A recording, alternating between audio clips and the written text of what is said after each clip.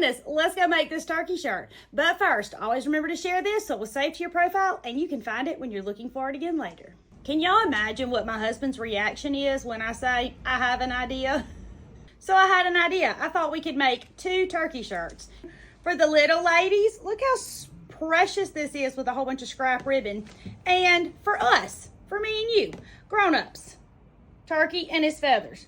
Now my turkey has a lot of feathers. I'm not sure I really need that many feathers, but I got kind of carried away.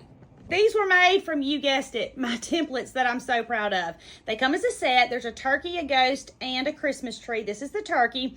You lay your fabric on the fold, and you cut it out, open it up, and you have our turkey body. And then here's his feathers, and you can make as many or as few. So I have a bunch of feathers here, but I have something else that I think I'm going to do with the turkey, and I don't have nearly as many feathers. So you could do fewer or more, whatever it is that you want. And of course, I like the bright colors, but you make the feathers any color you want them to be. If you want them to be more fall, then make them fall colors. If you want them to be pastels or super bright, neon, dark, it's your turkey. I can't wait to see the ones that you make. So I cut my turkey body out. I put it on some flannel like this, 2 layers. And then I had a whole bunch of ribbon. So I have a ribbon graveyard and a fabric graveyard. The fabric obviously has fabric in it. And the ribbon, the pieces are fairly short. Not big enough to do a whole lot with, but too big to throw away. And so I dug in my ribbon graveyard and I found all of these. So I was going to put this on the front of a shirt. I was going to do 2 shirts, obviously. But my little ladies insist that everything looks exactly the same. So I have to remake one that I have 2 of each ribbon so that they can look the same for them. So now I have this one that I had this great idea for, but now it doesn't have a home. Should I put it on the front of a pillow or the center of a table runner? Y'all tell me where you think it should go. Okay, and here's our turkey that you and I are going to work on today. So I've pinned him on here. Here's his feather, here's his body, and here's his beak. I don't have his beak on there yet. His beak goes right here in the middle. Let's do that right now. So I'm just gonna lay him on top of there and draw the beak with a pin, and I'm gonna cut it out. All right, and here's our beak, and he goes right there. He's so cute. So I'm gonna go and straight stitch first around the beak, then around the turkey, and then around each one of the feathers. And after we've done that, we're gonna cut him out and put him on a shirt.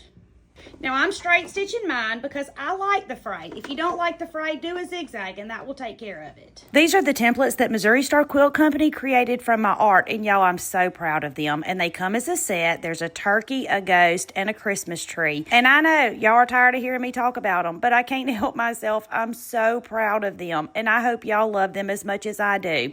And we're gonna make all of the things with these templates because I can't stop looking at them. Okay, I've stitched him down. Now I'm going to cut him out. And I'm just cutting close to the fabric. And it's okay if you nick your fabric. Be careful not to cut your stitches, but you're going to sew over those in just a few minutes anyway, so even that's okay. Okay, now let's put him on our shirt. And y'all have the most genius ideas. A piece of cardboard, a Dollar Tree cutting mat, and I keep saying I'm going to get one, but I haven't yet. So for now, I'm currently still poking myself. I have my shirt. I'm going to center him. I'm just eyeballing mine. If you want to measure it, I want you to measure it. I do want to make sure that he's reasonably straight or straight enough. Then we're going to pin him. As many pins as you need, but not more than you need, because every pin you put in is one that will poke you. Okay, after we have it pinned on, then we're going to go and straight stitch all the way around it. Now we're just sewing basically on top of the stitches that we just made.